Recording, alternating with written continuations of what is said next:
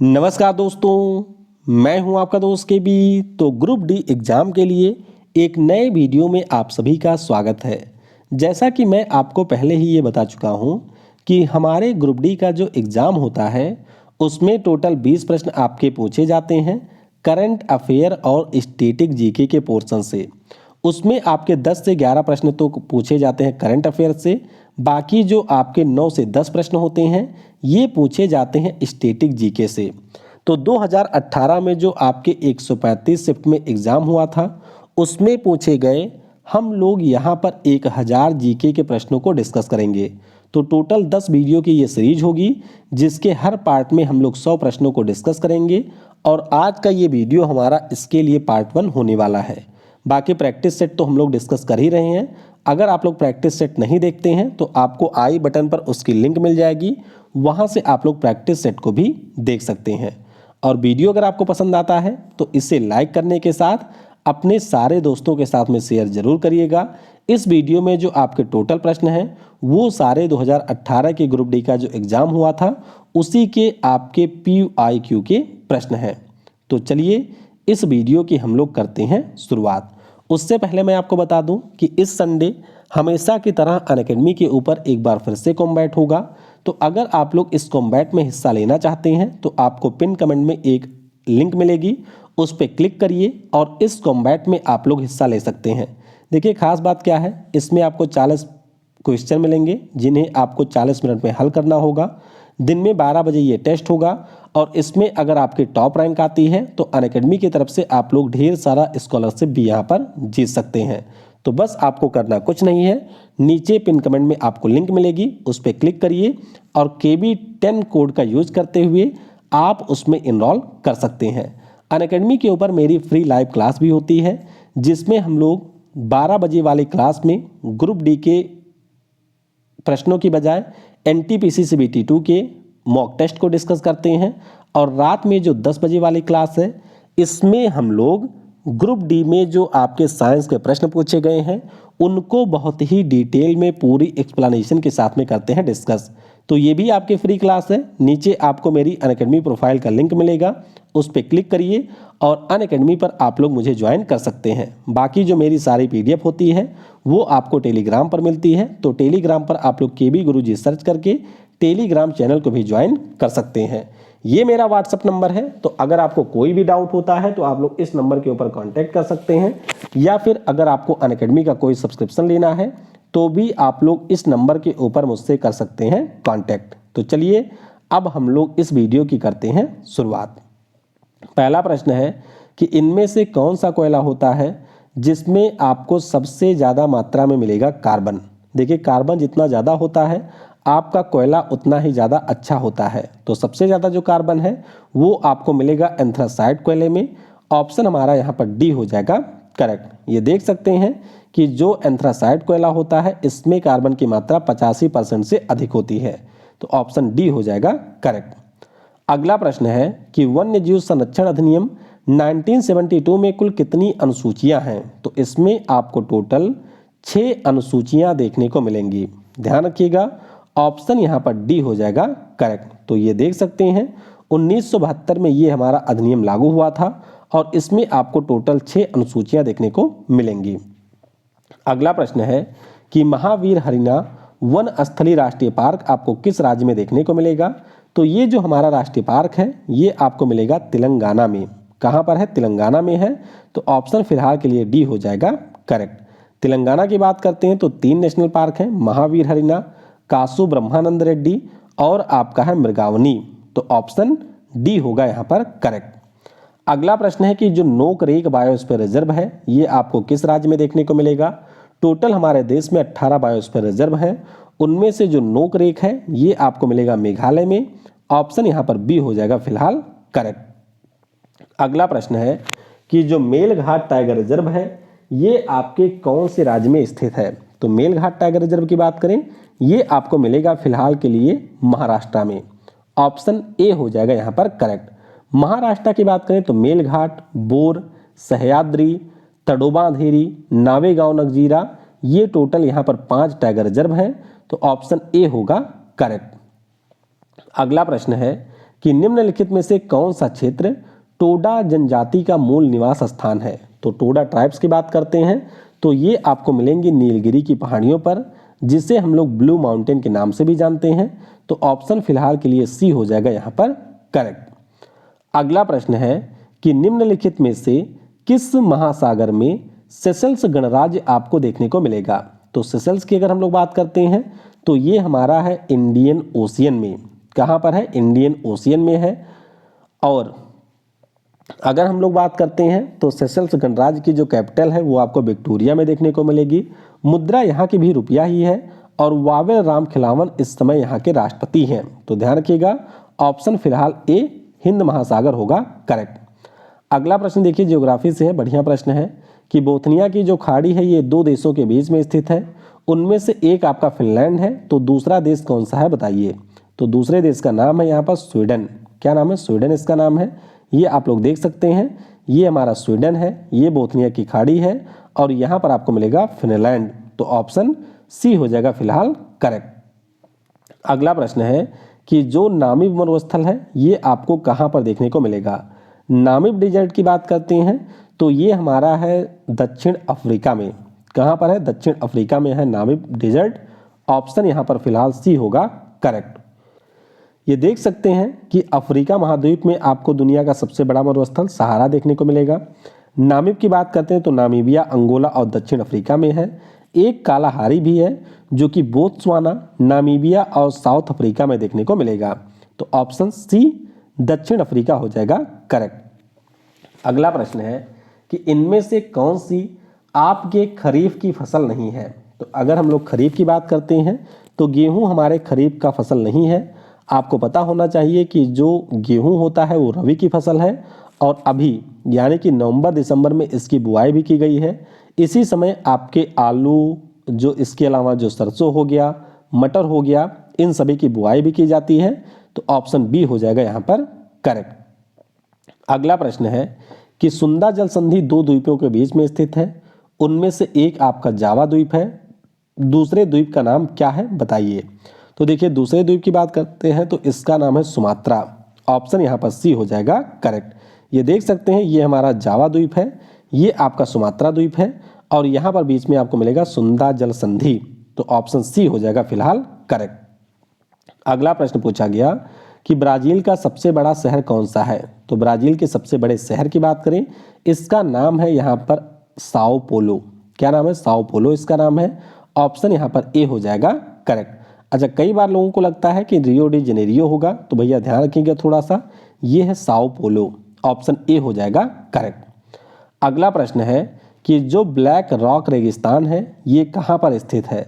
अब कई लोगों ने इसका नाम भी नहीं सुना होगा। ब्लैक रॉक डेजर्ट की अगर हम बात करें तो ये आपको मिलेगा अमेरिका में। कहाँ पर है? अमेरिका में है। तो ऑप्शन फिलहाल ए हो जाएगा करेक्ट। ये देख सकते हैं अमेरिका में आपका सोनेरन है, चिहुआहुआन है, मोहावे है और ग्रेट बेसिन है। ऑप्शन फिलहाल ए हो जाएगा करेक्ट। अगला प्रश्न है कि वर्ष 2020 में किस राज्य की सरकार के द्वारा रायमोना राष्ट्रीय पार्क का मैप जारी किया गया। तो ये मैंने करंट अफेयर से इंक्लूड कर लिया है। ध्यान रखिएगा कि जो रायमोना है ये आपके असम का 6ठे नंबर का राष्ट्रीय पार्क बना है। तो ऑप्शन यहाँ पर ए हो जाएगा करेक्ट। तो यहाँ पर आप लोग देख रहे होंगे मानस नेशनल पार्क, बिल्कुल इसी के पास में है रायमोना नेशनल पार्क। ऑप्शन फिलहाल ए हो जाएगा करेक्ट। अच्छा, दिहिंग पटकई जो वाइल्ड लाइफ सेंचुरी थी उसको भी असम के सरकार ने नेशनल पार्क बना दिया है। तो अब इस राज्य में टोटल नेशनल पार्क की संख्या हो चुकी है 7। अगला प्रश्न है कि एंजल जलप्रपात कहाँ पर स्थित है। दुनिया का सबसे ऊंचा जलप्रपात है और ये आपको मिल जाएगा वेनेजुएला में। कहाँ पर है? वेनेजुएला में है। ऑप्शन फिलहाल ए हो जाएगा करेक्ट। तो वेनेजुएला में एक नदी है जिसका नाम चुरून नदी है, उसी के द्वारा इसका निर्माण होता है। ऑप्शन ए हो जाएगा करेक्ट। अगला प्रश्न है कि गोबी मरुस्थल दो देशों की सीमाओं को अलग करता है। उनमें से एक तो आपका चीन है, दूसरे देश का नाम क्या है। तो गोबी डेजर्ट की बात करें तो ये आपके चाइना और मंगोलिया में स्थित है। ऑप्शन फिलहाल के लिए बी हो जाएगा हमारा करेक्ट। अब देखिए कुछ और रेगिस्तान आप लोग देख सकते हैं, जैसे तकला मकान ये चाइना में ही है, थार तो हमारे भारत और पाकिस्तान में है। उसी प्रकार से कराकुम की बात करें तो ये है तुर्कमेनिस्तान में। ऑप्शन बी हो जाएगा फिलहाल करेक्ट। अगला प्रश्न है कि जो बोलन दर्रा है ये किस देश में स्थित है। बोलन दर्रे की बात करें तो ये आपके पाक ऑक्युपाइड कश्मीर में है। ऑप्शन यहाँ पर पाकिस्तान हो जाएगा फिलहाल के लिए करेक्ट। वैसे पीओके तो हमारा है तो टेक्निकली तो हमारा ही होना चाहिए, लेकिन फिलहाल वो कब्जे में पाकिस्तान के है, तो इसीलिए आप लोग पाकिस्तान को करेंगे यहाँ पर टिक।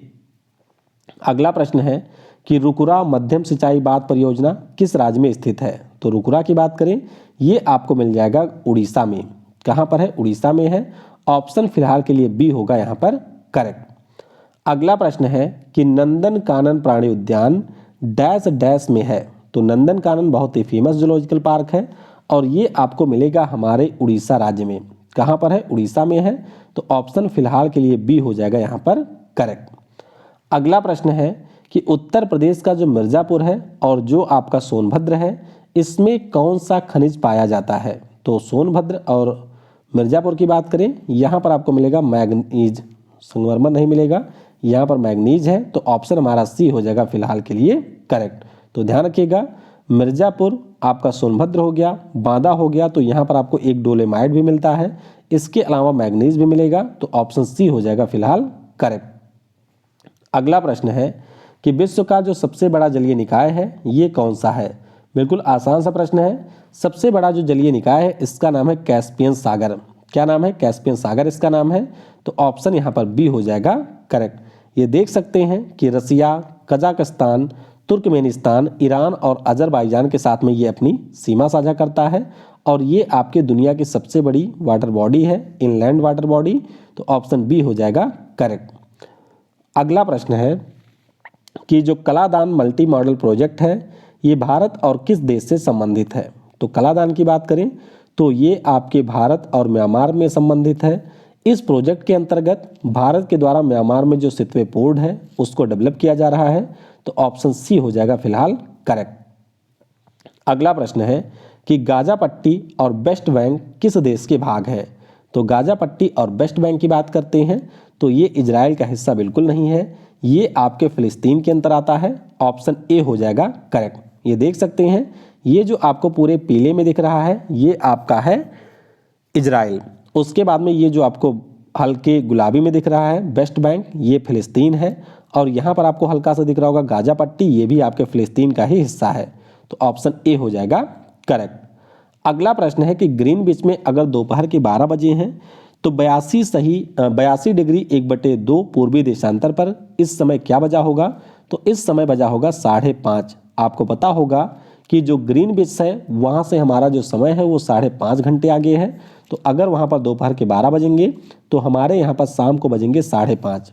ऑप्शन सी हो जाएगा करेक्ट। अगला प्रश्न है कि जो केप ऑफ गुड होप है ये आपको कहाँ पर देखने को मिलेगा। तो केप ऑफ गुड होप की बात करें ये हमारे दक्षिण अफ्रीका देश में स्थित है। ऑप्शन यहाँ पर फिलहाल बी हो जाएगा करेक्ट। अगला प्रश्न है कि दक्षिण अमेरिका की जो सबसे बड़ी झील है ये कौन सी है। तो आपने इसके बारे में बहुत ही विधिवत पढ़ा होगा। नाम इसका है लेक टिटिकाका। आप सभी को पता होगा कि दुनिया में सबसे ऊंचाई पर स्थित ये नौकागम्य झील भी है और ये आपको बोलीविया और पेरू देश की बाउंड्री पर देखने को मिलेगा। नाम इसका है लेक टिटिकाका। ऑप्शन हमारा बी होगा यहाँ पर करेक्ट। अगला प्रश्न है कि गुरु शिखर डैश डैश के अर्बुदा पर्वतों का शिखर अरावली पर्वत श्रेणी का उच्चतम बिंदु है। तो ध्यान रखिएगा इसके बारे में। ये जो हमारा गुरु शिखर है ये आपको मिलेगा राजस्थान में। अरावली पर्वतमाला की सबसे ऊंची चोटी भी है। ऑप्शन हमारा सी हो जाएगा यहाँ पर करेक्ट। अगला प्रश्न है कि डैश डैश भारत का सर्वप्रथम तटवर्ती आधुनिक समेकित इस्पात का कारखाना है। तो क्या नाम है इसका? इसका नाम है वाइजैग स्टील प्लांट। ये आंध्र प्रदेश के विशाखापट्टनम में खोला गया था और वर्तमान में इसका नाम है राष्ट्रीय इस्पात निगम। तो दोनों प्रश्न पूछे जाते हैं। अगर आपसे पूछा जाए कि वाइजैग स्टील प्लांट का वर्तमान में नाम क्या है तो इसी का नाम राष्ट्रीय इस्पात निगम है और इसकी स्थापना 1982 में हुई थी। हमारे देश का पहला ये तटवर्ती आधुनिक समेकित इस्पात कारखाना है। तो ऑप्शन यहाँ पर आपका फिलहाल के लिए सी हो जाएगा करेक्ट। अगला प्रश्न है कि गोल्डन फाइबर के रूप में किसे जाना जाता है। गोल्डन फाइबर की बात करें तो ये जो हमारा जूट होता है इसी को गोल्डन फाइबर के रूप में जाना जाता है। ऑप्शन यहाँ पर फिलहाल सी हो जाएगा करेक्ट। आप सभी को पता होगा कि जो जूट हमारा होता है ये मुख्य रूप से आपके सोने की तरह से चमकने वाला एक फाइबर होता है, तो इसीलिए इसको कहा जाता है गोल्डन फाइबर। ऑप्शन सी हो जाएगा फिलहाल करेक्ट। अगला प्रश्न है कि 2018 में साहित्य और शिक्षा के क्षेत्र में किसे पद्म विभूषण से नवाजा गया था। तो ध्यान रखिएगा, अगर हम लोग साहित्य और शिक्षा की बात करें तो ये मिला था पी परमेश्वरम को। किसे? पी परमेश्वरम को। ऑप्शन यहाँ पर बी हो जाएगा करेक्ट। अच्छा, 2018 में कितने लोगों को मिला था? तो एक तो हमारे इलाही राजा हैं फिल्म जगत से, गुलाम मुस्तफ़ा खान हैं आपके शास्त्रीय गायक हैं, पी परमेश्वरम हैं जो कि जनसंघ के पूर्व उपाध्यक्ष हैं। इन लोगों को ये मिल चुका है, तो ऑप्शन बी हो जाएगा करेक्ट। अगला प्रश्न कि वर्तमान लोकसभा स्पीकर कौन है? बिल्कुल बच्चों वाला प्रश्न है, तो ये ओम बिरला हैं जो कि कोटा से आपके सांसद हैं। ऑप्शन यहाँ पर फिलहाल ए हो जाएगा करेक्ट। अगला प्रश्न है कि ब्लैक बक नेशनल पार्क किस राज्य में स्थित है? तो ब्लैक बक की बात करें ये गुजरात में आपको मिलेगा। ऑप्शन हमारा यहाँ पर सी हो जाएगा फिलहाल करेक्ट। तो बस आप इतना ध्यान रखिएगा कि ब्लैक बक नेशनल पार्क ये आपके गुजरात राज्य में स्थित है।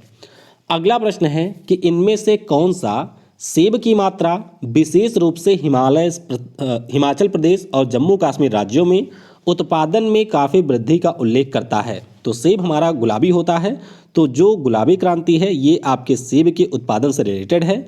ऑप्शन यहाँ पर फिलहाल सी हो जाएगा करेक्ट। वैसे अगर हम लोग गुलाबी क्रांति की बात करें तो ये आपके poultry, meat processing, onion production और आपके फार्मास्यूटिकल क्षेत्र से भी संबंधित है। तो कई सारे इसके क्षेत्र हैं जिससे आपका गुलाबी क्रांति संबंधित है। फिलहाल ये सेब के उत्पादन से भी रिलेटेड है, तो ऑप्शन सी हो जाएगा करेक्ट। अगला प्रश्न है कि भारत की तरफ से किस खिलाड़ी ने एक दिवसीय मैच में सबसे पहले दोहरा शतक लगाया था? तो ये ना केवल भारत के बल्कि दुनिया के पहले खिलाड़ी बने थे जिन्होंने एक दिवसीय मैच में दोहरा शतक लगाया था। नाम इनका है सचिन तेंदुलकर। तो 2010 में इन्होंने ये कारनामा किया था दक्षिण अफ्रीका के खिलाफ। ऑप्शन यहाँ पर हमारा बी हो जाएगा करेक्ट। अगला प्रश्न है कि जो विश्व चेस फेडरेशन है इसका हेडक्वार्टर आपको कहाँ पर देखने को मिलेगा? विश्व चेस फेडरेशन की बात करें तो हेडक्वार्टर आपको मिलेगा लोजेन में। अच्छा, लोजेन को हम लोग कई जगह पर लुसाने भी पढ़ते हैं, तो चाहे आपको ऑप्शन में लुसाने लिखा मिले या लोजेन देखने को मिले, इसका उत्तर आपका यही होगा और ये आपको स्विट्जरलैंड में देखने को मिलेगा। तो ध्यान रखिएगा, लोजेन स्विट्जरलैंड में जो है वो आपके विश्व चेस फेडरेशन का मुख्यालय है। तो ऑप्शन ए हो जाएगा करेक्ट। अगला प्रश्न है कि डैश डैश ने अपनी राजधानी दिल्ली से देवगिरी स्थानांतरित की, जिसे बाद में इन्होंने नाम दिया था दौलताबाद। तो इसे पागल राजा भी कहा जाता है। नाम इसका है मोहम्मद बिन तुगलक, क्योंकि इसके फैसले उस समय काफ़ी ज़्यादा गलत होते थे। तो ध्यान रखिएगा, इन्होंने राजधानी दिल्ली से देवगिरी स्थानांतरित की थी। नाम इनका मोहम्मद बिन कासिम है और ये कारनामा इन्होंने 1327 में किया था। तो ध्यान रखेंगे, ऑप्शन बी हो जाएगा करेक्ट। अगला प्रश्न है कि भारत छोड़ो आंदोलन वर्ष डैश डैश में हुआ था, यानी कि किस साल हुआ था? आप सभी को पता होगा कि 9 अगस्त 1942 को जो आपके मुंबई में ग्वालियर टैंक मैदान है वहाँ से भारत छोड़ो आंदोलन की शुरुआत हुई थी। तो ऑप्शन हमारा ए 1942 हो जाएगा यहाँ पर करेक्ट। अगला प्रश्न है कि संयुक्त राष्ट्र पर्यावरण कार्यक्रम का हेडक्वार्टर कहाँ पर स्थित है? तो इसकी अगर हम बात करें तो हेडक्वार्टर आपको मिलेगा केन्या की राजधानी नैरोबी में। ऑप्शन यहाँ पर फिलहाल सी हो जाएगा करेक्ट। हाँ, ये वही नैरोबी है जो कि आपके मनी हाइस्ट में मर जाती है। तो ध्यान रखिएगा, UNEP का हेडक्वार्टर नैरोबी में है। इंगर एंडरसन इस समय इसके प्रमुख हैं और 5 जून 1972 को इसकी स्थापना हुई थी। ऑप्शन सी होगा फिलहाल करेक्ट। अगला प्रश्न है कि डैश डैश पांड्या वंश की राजधानी थी। तो पांड्या वंश की राजधानी कहाँ पर थी? ये आपको मिलेगी मदुरई में। कहाँ पर? मदुरई में पांड्या राजवंश की राजधानी थी। ऑप्शन सी हमारा हो जाएगा करेक्ट।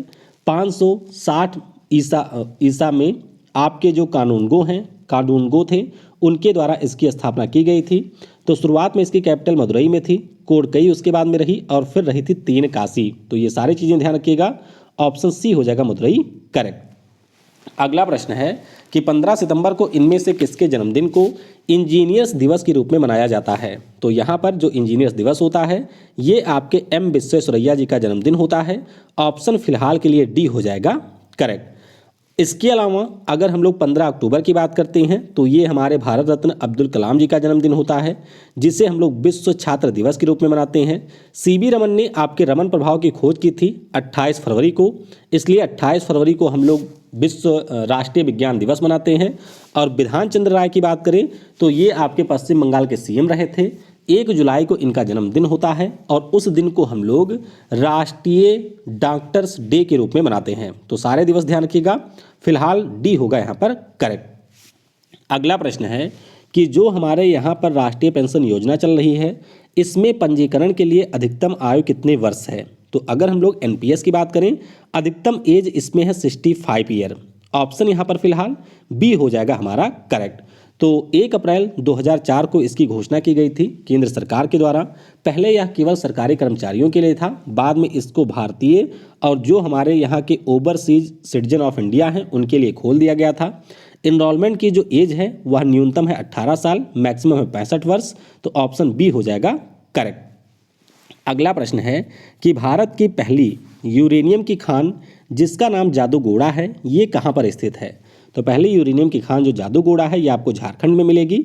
ऑप्शन फिलहाल हमारा सी हो जाएगा करेक्ट। ध्यान रखिएगा, एक हमारी यूरेनियम की खान आपको तुम्बल पल्ले में मिलेगी जो कि आंध्र प्रदेश में है। आंध्र प्रदेश में सबसे ज़्यादा यूरेनियम का उत्पादन होता है। और अगर हम लोग बात करें कि दुनिया में सबसे ज़्यादा प्रोडक्शन कौन सा देश करता है, तो ये करता है कजाकिस्तान। ध्यान रखिएगा, फिलहाल सी हो जाएगा करेक्ट। अगला प्रश्न है कि नैनीताल झील किस राज्य में स्थित है? तो नैनीताल झील की बात करें ये आपको मिलेगी उत्तराखंड में। ऑप्शन यहाँ पर फिलहाल ए हो जाएगा हमारा करेक्ट। अगला प्रश्न है कि भारत किस देश के साथ में इंद्र नाम का सैन्य अभ्यास करता है? तो इंद्र नाम का जो अभ्यास है ये हम लोग रसिया के साथ करते हैं। ऑप्शन यहाँ पर फिलहाल बी हो जाएगा करेक्ट। अच्छा, इस अभ्यास की खास बात भी आप लोग ध्यान रखिएगा कि इसमें हमारे देश की तीनों सेनाएं हिस्सा लेती हैं। अगला प्रश्न है कि किस अंतर्राष्ट्रीय संगठन के द्वारा व्यापार सुगमता सूचकांक जारी किया जाता है? तो ये जो व्यापार सुगमता सूचकांक है इसको जारी करता है विश्व बैंक। हालांकि अब इसने इसको जारी करने से मना कर दिया है। लास्ट टाइम 2020 में जब ये सूचकांक जारी हुआ था तो उस समय हमारे देश का नंबर था 63, ठीक है, 63वां स्थान था हमारे देश का। ऑप्शन फिलहाल सी हो जाएगा करेक्ट। अगला प्रश्न है कि भारत की जो पहली बुलेट ट्रेन है ये आपके किसके बीच में चलाने के लिए प्रस्तावित है? तो पहली बुलेट ट्रेन आपकी चलेगी अहमदाबाद से मुंबई के बीच में। ऑप्शन हमारा यहाँ पर फिलहाल बी हो जाएगा करेक्ट। अगला प्रश्न है कि अंग्रेजों ने भारत में अंग्रेजी को शिक्षा का माध्यम कब बनाया था? तो हमारे यहाँ पर इंग्लिश एजुकेशन एक्ट आता है 1835 में। लॉर्ड मैकाले का नाम आप सभी ने सुना होगा। तो ऑप्शन फिलहाल के लिए बी हो जाएगा करेक्ट। तो उस समय लॉर्ड विलियम बेंटिक थे और 1835 में इंग्लिश एजुकेशन एक्ट आता है। तो ऑप्शन यहाँ पर बी होगा करेक्ट। झारखंड की राजधानी क्या है? तो आप सभी को पता होगा कि झारखंड की राजधानी रांची में है। ऑप्शन फिलहाल डी हो जाएगा करेक्ट। अगला प्रश्न है कि बैडमिंटन वर्ल्ड फेडरेशन में ओलंपिक समिति का प्रतिनिधित्व करने वाले शटलर का नाम क्या है? तो इनका नाम है साइना नेहवाल। क्या नाम है? साइना नेहवाल नाम है।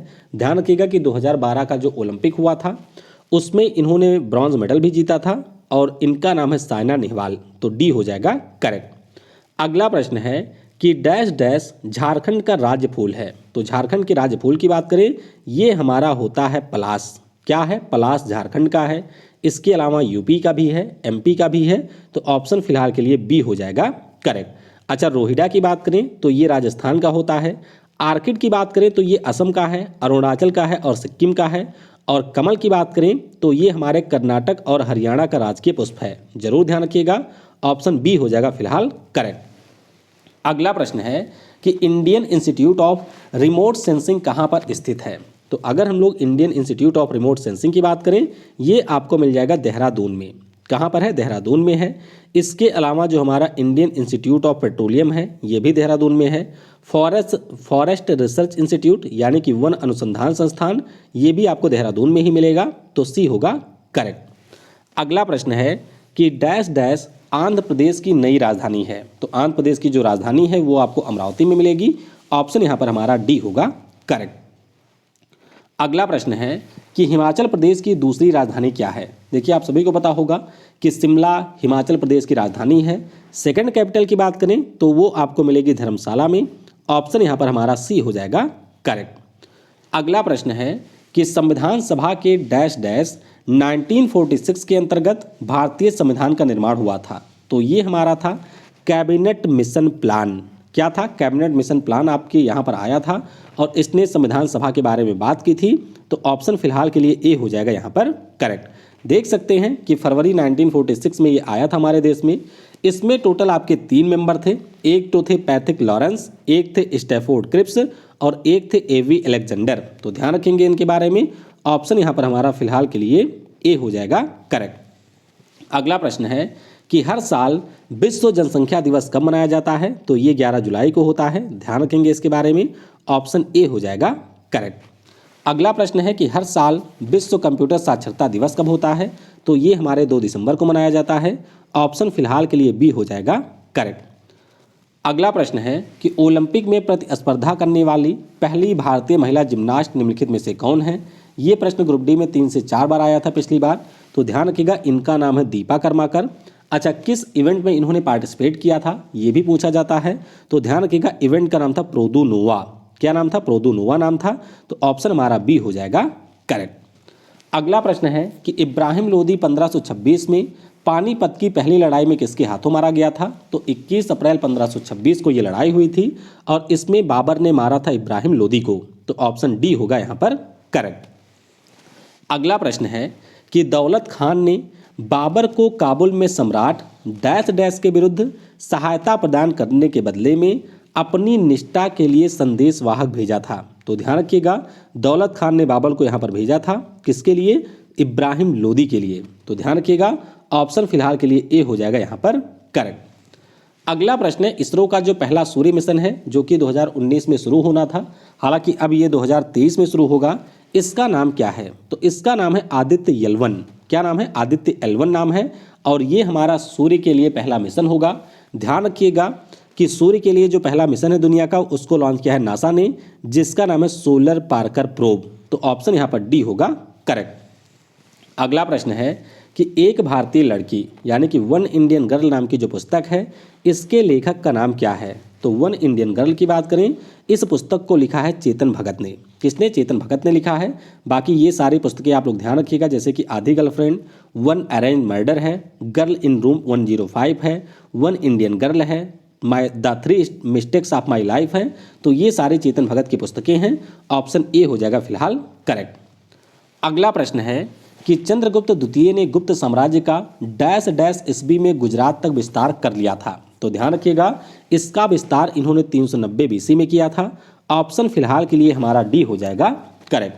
तो ध्यान रखेंगे आप लोग, श्रवण बेलगोला में आपका प्राण को त्यागा था चंद्रगुप्त मौर्य ने, और तो 390 तक इन्होंने विस्तार कर लिया था गुजरात तक। ऑप्शन डी हो जाएगा करेक्ट। अगला प्रश्न है कि इनमें से किस पुरस्कार को ग्रीन ऑस्कर के नाम से जाना जाता है? तो ग्रीन ऑस्कर की बात करें तो जो हमारा व्हिटली अवार्ड होता है, इसी को हम लोग ग्रीन ऑस्कर के नाम से जानते हैं। इस साल हमारे देश के जो वाई नुग्लुफोम हैं, क्या नाम है? वाई नुग्लुफोम, जो कि नागालैंड के एक चर्च के कर्मचारी हैं, उनको ये पुरस्कार भी मिल चुका है। तो ध्यान रखिएगा। प्रिट्जकर पुरस्कारों की अगर हम लोग बात करते हैं तो वास्तु कला के क्षेत्र का नोबेल पुरस्कार इसे कहा जाता है। फील्ड मेडल की बात करते हैं तो गणित के फील्ड का नोबेल पुरस्कार कहा जाता है फील्ड मेडल को। तो ये सारी चीज़ें ध्यान रखिएगा। ऑप्शन फिलहाल ए हो जाएगा करेक्ट। अगला प्रश्न है कि भारतीय संविधान का जो चौथा अध्याय है ये किससे संबंधित है? यानी कि भाग 4 की बात की गई है और भाग 4 में आपको राज्य के नीति निर्देशक तत्व देखने को मिलेंगे, जिसे हम लोग DPSP कहते हैं। आप सभी को इसके बारे में पता होगा। अनुच्छेद 36 से 51 तक के जो प्रावधान हैं वो आपको DPSP में मिलेंगे। तो ऑप्शन डी हो जाएगा फिलहाल करेक्ट। अगला प्रश्न है कि डैश डैश को एक राष्ट्र एक कर और एक बाजार का सिद्धांत बना दिया गया था। तो ये क्या है? ये हमारा वही GST है भाई, जो कि 1 जुलाई 2017 को लागू हुआ था 101वें संविधान संशोधन के जरिए। तो ऑप्शन डी होगा फिलहाल करेक्ट। अगला प्रश्न है कि निम्न में से कौन सा शहर है जो कि आपको साबरमती तट के किनारे देखने को मिलेगा? तो शहर का नाम है अहमदाबाद। क्या नाम है? अहमदाबाद नाम है। तो ऑप्शन फिलहाल डी होगा करेक्ट। अगला प्रश्न है कि गुरमीत सिंह निम्नलिखित में से किस खेल से संबंधित हैं? तो गुरमीत सिंह हमारे रेस वाक के खिलाड़ी हैं। ऑप्शन यहाँ पर फिलहाल सी हो जाएगा करेक्ट। अब कुछ अन्य आपके रेस वाक के खिलाड़ियों की बात करें या स्प्रिंट रनर की बात करें तो PT उषा हो गई, हिमा दास हैं, आपके द्युति चंद हैं, मिल्खा सिंह हैं, मोहम्मद अनास याहिया हैं। तो ये सारे हमारे रहे हैं स्प्रिंट रनर। ऑप्शन आपका सी होगा करेक्ट। अगला प्रश्न कि आदित्य अशोक किस खेल से संबंधित हैं। इस समय तो इनका नाम और भी ज़्यादा महत्वपूर्ण हो चुका है। ध्यान रखिएगा, ये हमारे देश की महिला गोल्फ खिलाड़ी हैं और इस साल का जो ओलंपिक रहा था उसमें ये पदक से बस थोड़ा सा चूक गई थी और ये रही थी चौथे स्थान पर। बेंगलुरु से आती हैं आदित्य अशोक। ऑप्शन हमारा डी होगा यहाँ पर करेक्ट। अगला प्रश्न है कि ओपन मार्केट ऑपरेशंस आरबीआई के द्वारा डैश डैश की विक्रय और क्रय को संदर्भित करता है। तो ये संदर्भित करता है सरकारी प्रतिभूतियों के खरीद और बिक्री को। ऑप्शन यहाँ पर फिलहाल के लिए हमारा डी हो जाएगा करेक्ट। अगला प्रश्न है कि शेर शाह के द्वारा शुरू किए गए जो चांदी के सिक्के थे इसको डैश डैश के रूप में मुगलों ने भी जारी रखा था। तो शेर शाह सूरी ने आपके रुपए के सिक्के शुरू किए थे चांदी में और इसको बाद में मुगलों ने भी जारी किया रखा था और वर्तमान में जो हमारे मुद्रा का नाम रुपया है वो भी हमने यहीं से लिया हुआ है। तो ऑप्शन बी होगा करेक्ट। अगला प्रश्न है कि निम्न में से कौन सा आंध्र प्रदेश का राज्य पशु है। तो आंध्र प्रदेश के राज्य पशु की बात करें तो ये हमारा है कृष्ण मृग। क्या है? कृष्ण मृग इसका नाम है। ऑप्शन फिलहाल के लिए बी हो जाएगा करेक्ट। तो कृष्ण मृग जिसे आप लोग ब्लैक बक कहते हैं और जो आपका चिंकारा भी कहलाता है, इसी का शिकार किया था सलमान खान ने जिसके लिए उनको जेल की सजा हुई थी। तो ऑप्शन बी हो जाएगा करेक्ट। अच्छा, इसके अलावा हरियाणा और पंजाब का भी राजकीय पशु है ब्लैक बक। एक सिंह वाले गैंडे की बात करें तो ये असम का है। ऑक्स की बात करें तो ये गोवा का है। जेमिनी की बात करें तो ये अरुणाचल प्रदेश, बिहार और नागालैंड का राजकीय पशु है। तो ध्यान रखेंगे फिलहाल बी हो जाएगा करेक्ट। अगला प्रश्न है कि भारत के किस पूर्व प्रधानमंत्री को मरणोपरांत भारत रत्न से सम्मानित किया गया था। तो अगर हम बात करें भारत रत्न तो टोटल हमारे यहाँ के 6 पीएम ऐसे हैं जिनको भारत रत्न का पुरस्कार मिल चुका है। कौन कौन है? तो आपके इसमें से जिनको मरणोपरांत मिला है उसमें से पहले लाल बहादुर शास्त्री हैं, एक हमारे हैं राजीव गांधी। तो यहाँ पर फिलहाल ए होगा करेक्ट। ये देख सकते हैं नेहरू चचा हो गए जिन्होंने खुद को दिया था, शास्त्री जी का मरणोपरांत हुआ था, इंदिरा गांधी जी ने भी खुद को दे दिया था, मुरारजी देसाई, राजीव गांधी और आपके हैं अटल जी, इन सभी को मिल चुका है। तो ऑप्शन ए हो जाएगा करेक्ट। अगला प्रश्न है कि निम्न में से कौन भारत सरकार के खेलो इंडिया कार्यक्रम से संबंधित है। तो खेलो इंडिया ये आपका खेल का प्रोग्राम होता है, आप सभी को पता है। ऑप्शन सी हो जाएगा करेक्ट। अगला प्रश्न है कि जो कोरना रमन है ये निम्नलिखित में से किस खेल से संबंधित हैं। तो कोरना रमन की बात करें ये संबंधित है भारोत्तोलन से। किससे? भारोत्तोलन से जुड़े हैं। ऑप्शन सी हो जाएगा करेक्ट। अच्छा, भारोत्तोलन की बात हुई है तो 2 खिलाड़ी का नाम आपको जरूर ध्यान रखना है। एक तो है कर्णम मल्लेश्वरी और एक है आपकी साइखो मीराबाई चानू। इसके अलावा जेरेमी लाल रेनुंगा हो गए, सतीश शिवलिंगम हैं, फिर हमारी कुंजा रानी देवी हैं। ये सारे आपके भारोत्तोलन के खिलाड़ी हैं। ऑप्शन सी हो जाएगा करेक्ट। अगला प्रश्न है कि निम्नलिखित में से किसको आयरन चांसलर कहा जाता है। तो आयरन चांसलर की बात करें ये कहा जाता है ऑटो वान बिस्मार्क को। किसे? ऑटो वान बिस्मार्क को कहा जाता है। तो ऑप्शन फिलहाल के लिए हमारा सी होगा यहाँ पर करेक्ट। ये आप लोग देख सकते हैं कि जर्मनी का एक रूलर था जिसका नाम था ऑटो वान बिस्मार्क और इन्होंने ये कहा था कि कोई देश महान तभी बनता है जब वो इस प्रकार से युद्ध लड़ता है, यानी कि खून बहते हैं और युद्ध में आपके लोहे का यूज होता है। तो ऑप्शन सी हो जाएगा यहाँ पर करेक्ट। अगला प्रश्न है कि सामाजिक त्यौहार जो नुआखाई है ये भारत के किस राज्य से संबंधित है। सिंपल सा प्रश्न है। नुआखाई की बात करें तो ये रिलेटेड है उड़ीसा राज्य से। ऑप्शन फिलहाल के लिए ए हो जाएगा यहाँ पर करेक्ट। अगला प्रश्न है कि 1976 में जो 42वां संविधान संशोधन हुआ था इसके जरिए हमारे प्रस्तावना में कौन से 2 शब्द जोड़े गए थे। देखिए जोड़े तो वैसे 3 गए थे लेकिन अगर हम लोग 2 शब्दों की बात करें तो एक तो था हमारा यहाँ पर समाजवादी, दूसरा था धर्मनिरपेक्ष यानी कि सेकुलर और एक था आपकी इंटीग्रिटी। तो टोटल 3 शब्द जोड़े गए थे, सोशलिस्ट, सेकुलर एंड इंटीग्रिटी। तो ध्यान रखिएगा इसके बारे में। ऑप्शन हमारा डी होगा करेक्ट।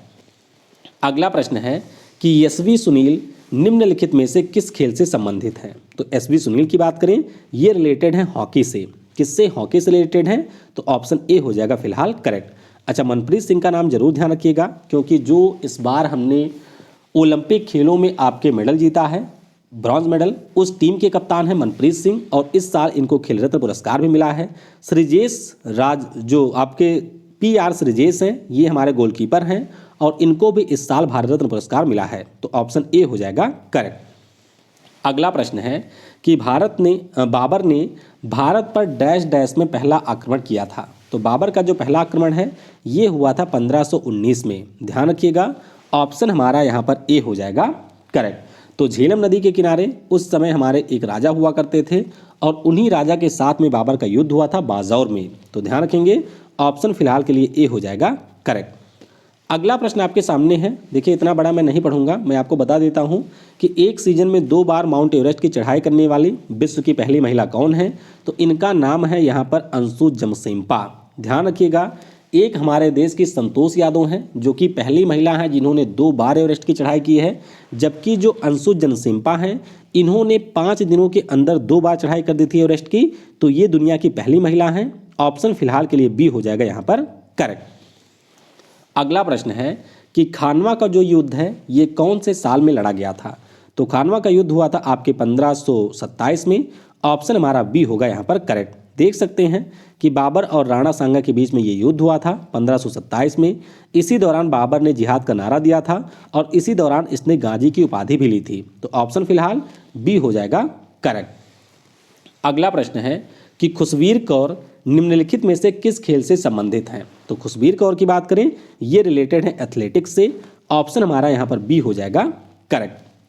अगला प्रश्न है कि बादा, सोनभद्र और मिर्जापुर जिलों में कौन सा खनिज पाया जाता है बताइए। तो अगर हम लोग इन जिलों की बात करते हैं तो इसमें आपको मिलेगा डोलोमाइट। क्या नाम है? डोलोमाइट इसका नाम है। ऑप्शन फिलहाल के लिए हमारा ए हो जाएगा करेक्ट। अगला प्रश्न है कि उस अमेरिकी नागरिक आंदोलन कार्यकर्ता का नाम क्या है जिसने प्रसिद्ध भाषण आई हैव ए ड्रीम दिया था। तो ध्यान रखिएगा, ये जो भाषण है इसको दिया गया था मार्टिन लूथर किंग जूनियर के द्वारा। किसके द्वारा? मार्टिन लूथर किंग जूनियर के द्वारा। ऑप्शन फिलहाल के लिए हमारा बी होगा यहाँ पर करेक्ट। अगला प्रश्न है कि निम्नलिखित में से कौन मद्रास के मोजार्ट के रूप में जाना जाता है। तो मद्रास के मोजार्ट की बात करें, इस रूप में जाने जाते हैं ए आर रहमान साहब, जिन्होंने 2009 में हमारे लिए 2 ऑस्कर पुरस्कार भी जीते थे। एक हमारे संगीत निर्देशक हैं। ऑप्शन बी हो जाएगा यहाँ पर करेक्ट।